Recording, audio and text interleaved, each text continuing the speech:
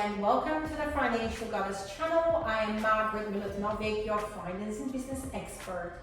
In today's business lesson, I want to talk to you about the common problem of businesses thinking that the best way to increase their profits is to just up prices.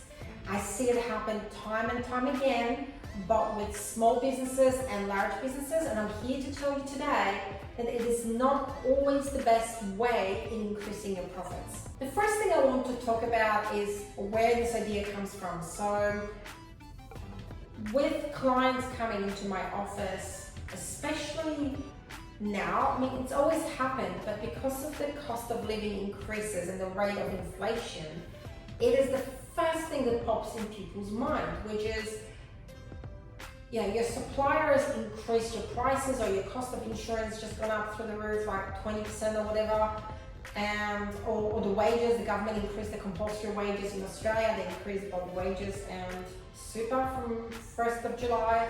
And the first mindset is, I have to up the prices to recover that.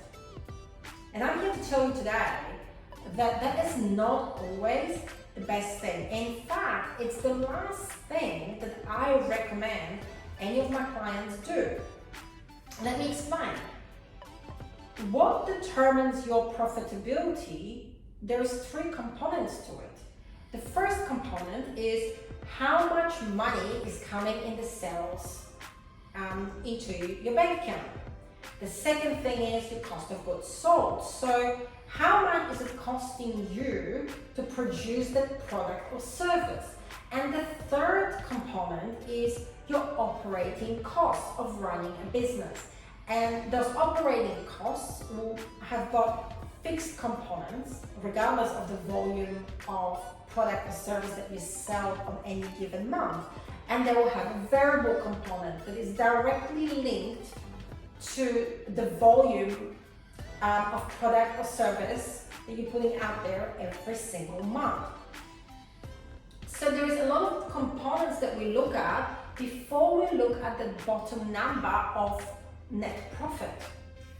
And net profit is not always correlated with higher sales. If you watch one of my previous YouTube videos, one of the previous business lessons I specifically talked about is in terms of pricing your product, right?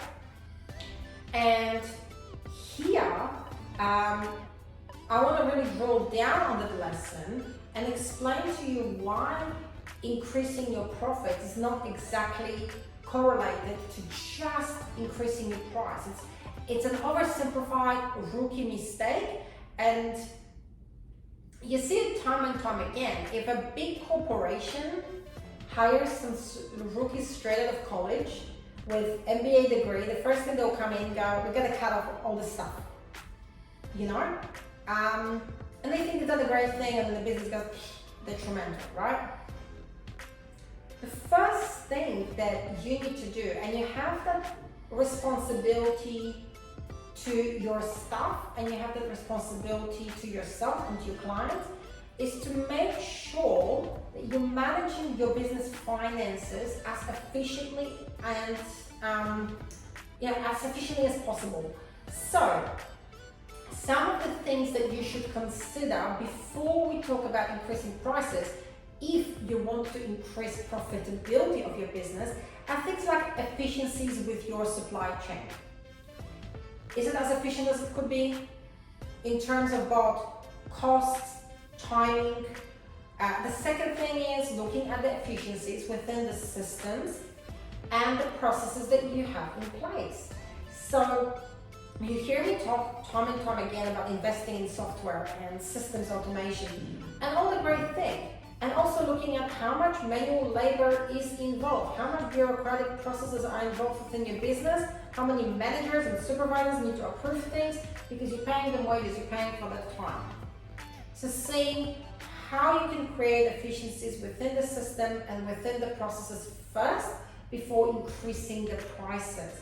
The next thing that might be applicable to some of you has to do with currency hedging. So if you're working on the international level, you're maybe buying from overseas suppliers, you might be selling to overseas customers, then you're not immune to the currency fluctuations, and they're very volatile. You know, they were always quite volatile, but at the moment, with everybody panicking with a recession happening next year and the rates of inflation, it is crazy. So currency hedging gives you some sort of a blanket approach where you fix a price at which you're paying for that particular currency. And if you have smart people sitting there working within your finance team, or you have your accountant that might have a good understanding of foreign currency exchanges, they can help you work out what a good rate is, and you can talk to your bankers if you have those relationships, and you can put currency hedging in place to help you to protect your business from the volatile market, because again, that would chew into your gross profit margins. If exchange rate significantly changes, your cost of goods sold price might significantly increase, and you might not necessarily be able to pass on that cost to your customers. So paying attention to that is very important. The other thing that I often discuss is contract negotiations with suppliers. You'll be amazed at how much money you can save and how much you can improve both your gross profit margins and your net profit margins by taking the time out to have this meeting and have those conversations. When you first start out as a small business, you might not have a bargaining power. The volume that you're purchasing, the dollar value of those transactions might be insignificant. But don't forget, if you're running a successful business, that business would have grown over time. You might be loyal to a particular supplier or a group of suppliers, and the volume of business they're doing with you, the dollar value of your transactions has significantly grown. And they don't want to lose your business. But if you don't come out to the negotiating table and you don't try to have these conversations about how can we create a deal that is both mutually beneficial, if you don't regularly review your list of suppliers and make sure that you're still getting a good competitive deal, then you're not doing your business or your clients any service. Because it's a lazy way and it's a rookie way to simply say, I'll just pass on those increases to my customers.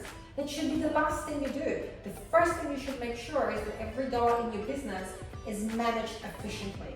And one of those things is making sure you take every opportunity to negotiate on these contracts, bearing in mind that what you want is both parties to walk away with a win-win. You want that outcome to be mutually beneficial, and as long as you have an open mind and come with that approach, great things will happen for you and your business. The next thing that you need to look at when you're wanting to improve your profitability before you look at upping your prices is reviewing the products and services that you're currently offering from the standpoint of their profit margins and the demand. As your business grows, as your business evolves, the dynamic will change, but also so does the market. A consumer is a live thing. Your customer, your client, they are a live human being who go through their own life cycles, and their needs and their wants change over time, and their financial situation changes over time.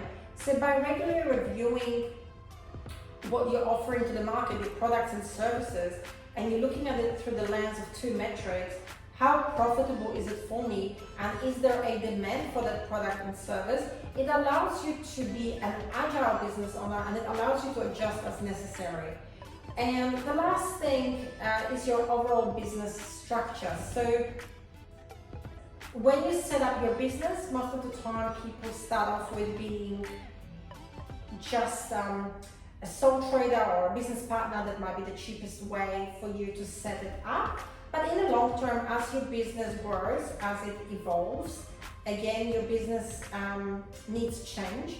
Also, the policies and advantages and disadvantages of different business structures change over time depending on what the government is trying to achieve. They will tweak the policies accordingly. So It's always a good idea to review the business structure on a regular basis. It's not something you need to do on a monthly basis, but at least once a year with the current level of volatility, you should have a look at it from the bird's eye perspective and make sure that the business structure that you're operating under, it is still the most effective business structure for you, both from trading perspective, tax perspective, as well as ability to get government grants or other support that might be available to some business structures but not necessarily to others.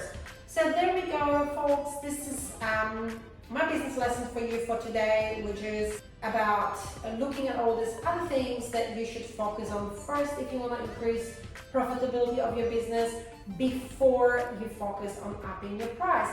Thanks for listening. If you enjoyed this business lesson, don't forget to subscribe below.